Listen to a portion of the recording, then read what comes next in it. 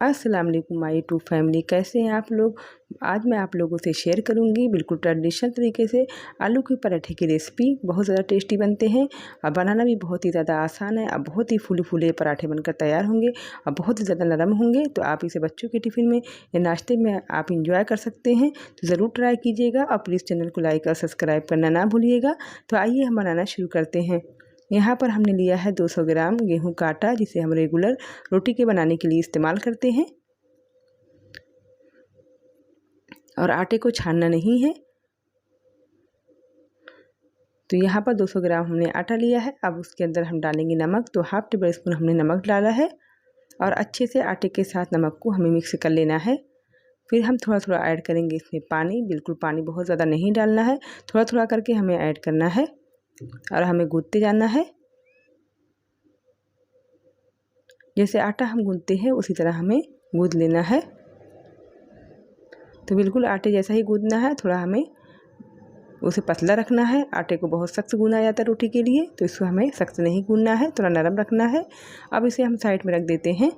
तो 15 मिनट के लिए हमें साइड में रख देना है। अब हम आलू पराठे के लिए स्टफिंग तैयार कर लेते हैं। तो यहाँ पर 5 हमने आलू लिया था, यानी हाफ केजी के करीब था, और उसे अच्छे से बॉयल करके हमें ठंडा कर लेना है। ठंडा करने के बाद आलू को अच्छे से मैश कर लेना है, ताकि उसके अंदर जो गुठली वगैरह हो ना हो। तो यहाँ पर हमने बड़ी साइज़ की प्याज थी, जिसको हमने बारीक बारीक कट कर लिया था। तो हाफ प्याज को हमें बारीक कट कर लेना है। यहाँ पर 2 हरी मिर्ची है, हमें डाल देना है। मैं बच्चों के लिए बना रही हूँ, तो आप अपने तीखा अपने हिसाब से एडजस्ट कर लीजिएगा। 7 से 8 करी पत्ता हमने लिया, जिसे हमने बारीक कट कर लिया है।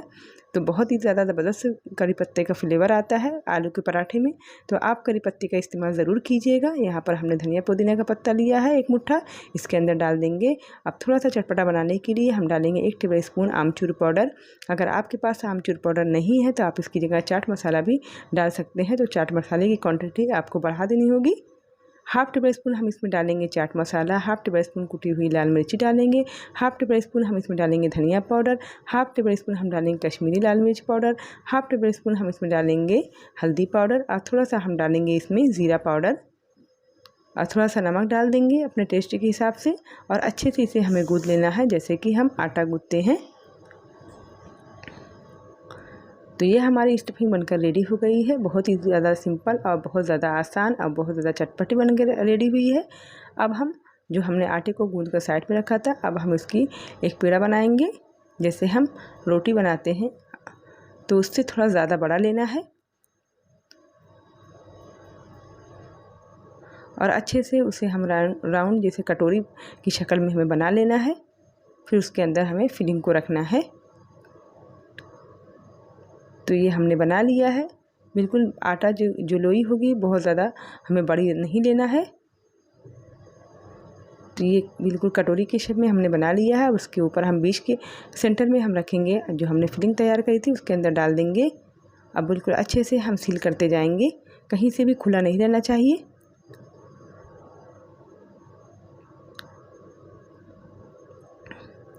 तो अच्छे से हमने पैक कर लिया है। अब हम उसे बेलेंगे। तो थोड़ा सा आटा हम इसके ऊपर लगाएंगे और कहीं से फटा हुआ नहीं रहना चाहिए, तभी आलू का जो पराठा है बहुत ही ज़्यादा फूला फूला बनेगा और बहुत ही ज़्यादा खाने में टेस्टी बनता है।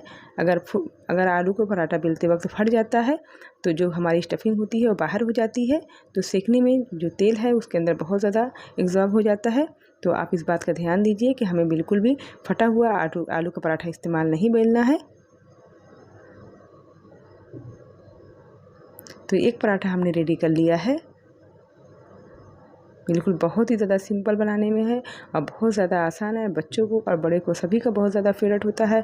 तो इसकी थिकनेस जो है वो देख लीजिए, बहुत ज़्यादा ना मोटा है ना बहुत ज़्यादा पतला है। अब हम तवा अच्छे से गर्म करेंगे। तो इसे आप आयरन के तवे पे ज़रूर सेकिएगा, बहुत ज़्यादा टेस्टी बनते हैं आयरन के तवे पे, इसका टेस्ट ही अलग होता है। तो आप नॉन स्टिक जो पैन होती है उस पर मत आप ट्राई कीजिएगा।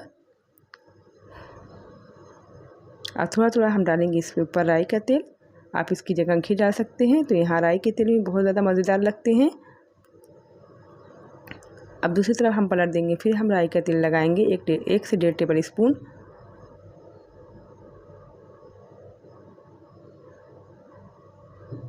अगर अच्छे से हम इक्वल तरीके से बेलेंगे तभी हमारा जो आलू का पराठा है वो अच्छे से फूला फूला बनेगा। तो एक पराठा हमने रेडी कर लिया है, इसी तरह हमें दूसरा भी तैयार कर लेना है। अब दूसरा पेड़ा भी हम लेंगे, इसी तरह जैसे हमने पहले अच्छे से लोई बनाई थी और उसे कटोरी की शक्ल में बना लेना है। फिर हमें बीच सेंटर में जो स्टफिंग हमने तैयार करी थी उसके अंदर डाल देना है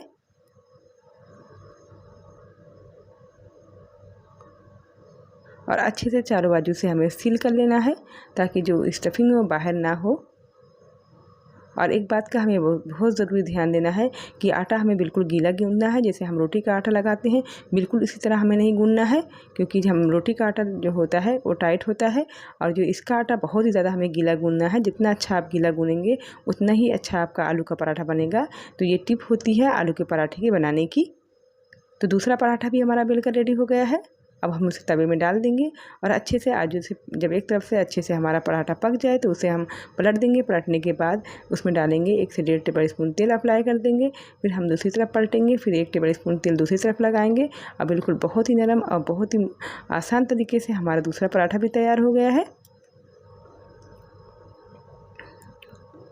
अब हम इसे निकाल लेते हैं।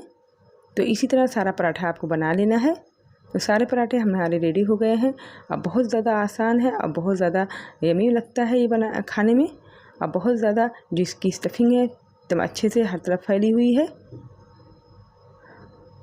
तो आप लोग ज़रूर ट्राई कीजिएगा। आप प्लीज़ चैनल को लाइक और सब्सक्राइब करना ना भूलिएगा। फिर मिलेंगी हमारे नेक्स्ट रेसिपी के साथ। अल्लाह हाफिज़।